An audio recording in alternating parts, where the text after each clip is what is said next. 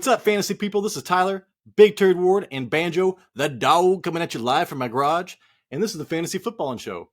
Today's episode, we're going to go over running backs versus wide receivers. This is going to be our first test. So, there are going to be a series of episodes, probably like 3 or 4 tests.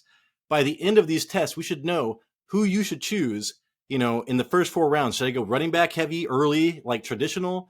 Has it flipped to wide receivers?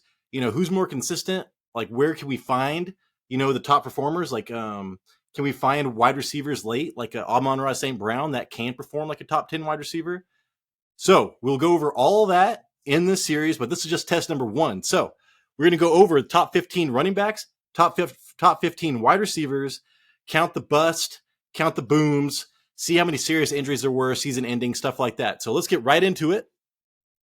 Running backs, you know what, dude? We're just going to say this right now. It was super close. So, like, if you want to draft a running back early, so far, just do it. Now, my experience from last season was, dude, I feel like I really need a really, top tier wide receiver, and then just go from there. But, all these tests might change my mind.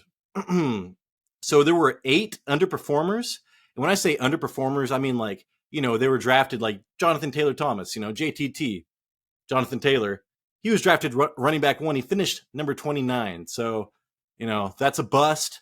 Even when he was playing, he wasn't playing like a number 1. So he was injured. But if you owned him last season, dude, I mean, you were trying to trade him away. So there were 8 underperformers in the running backs, only 7 in the wide receivers. That's even enough for me, man. Like, that does not persuade me either direction. So overperformance, like Saquon Barkley, dude, he was the number 10 running back drafted. He finished as a number 5. Bradley Chubb, he was drafted as a number 11. He finished as number 7. Those were 2 overperformers. And those were the only overperformers out of the top 15 running backs. And then wide receivers, guess what, dude? 2 there as well. So we've got the overperformers there. A.J. Brown, dude, drafted as a number 12 wide receiver. Went all the way. He finished as number 6.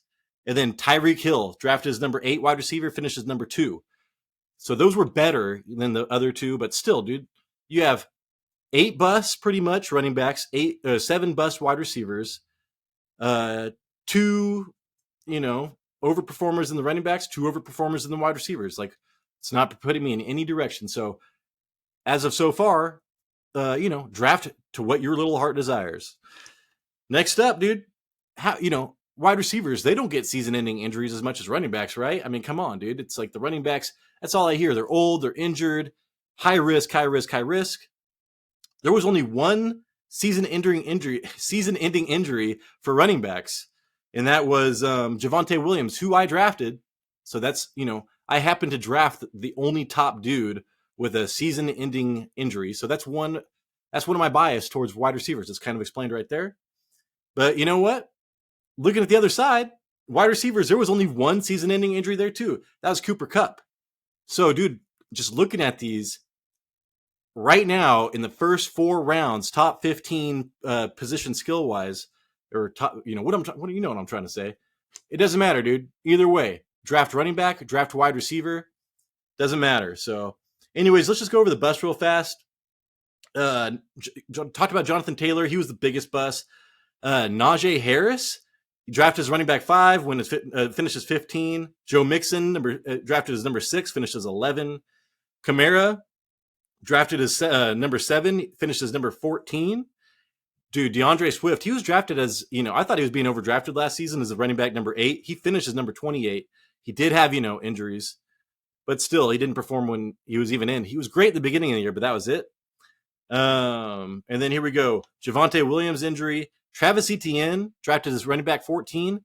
Now, and then he finishes number 20. Dude, Travis Etienne is being overvalued as we speak. So he underperformed last season. He's going to underperform this season by far as well.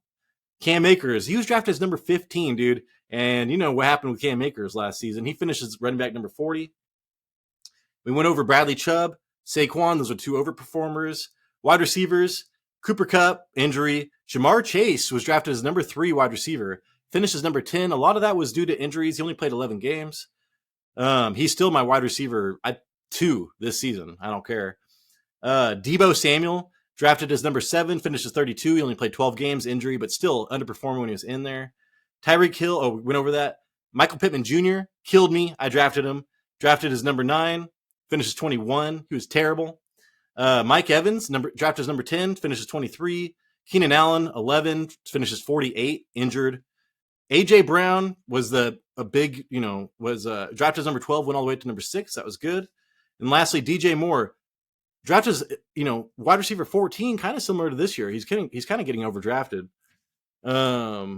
Just because people, we're human beings. We like the unknown, and now we've got a big unknown with that. Anyways, so at the end of test number 1, just draft who you want to draft. I've always drafted running backs. I'm always pushing the limit on how many running backs I can own on a team. I think it's like 8 or something like that. I'm always have to drop people for running backs. But I told myself this year is different. I want to get a good quarterback. And everything I read on Reddit, dude, it's like everybody with the championship teams, like 75% of the time has an amazing quarterback, has like a top 5 quarterback. I do believe that I want a top tier quarterback this year, but it's about when I can get him. And then next test is going to be, we're going to look and see at the late picks and see how many of those work their way in to top 15, top 20 into the year at their position. So that way we can kind of see, it's like, hey, can you wait on running backs and then find some late that can way overperform? Or is it more likely that you can find wide receivers that way? My mind is leaning running back. So I kind of want to take the consistent wide receivers early and then just draft heavy running backs at the end, every single rookie running back, and one of those will hit. All you need are 2 consistent running backs late, maybe, and then you get one of your, maybe one of your first 4 picks are a running back as well. I'm trying to get Najee Harris. Anyways, guys, thank you so much for watching. Appreciate this. And hey, if you like this, please like and subscribe. We got a Spotify going on. Even this short episode is going to be on Spotify. But yeah, dude. Thank you so much. This is Tyler Ward, Big Turd, and I appreciate you.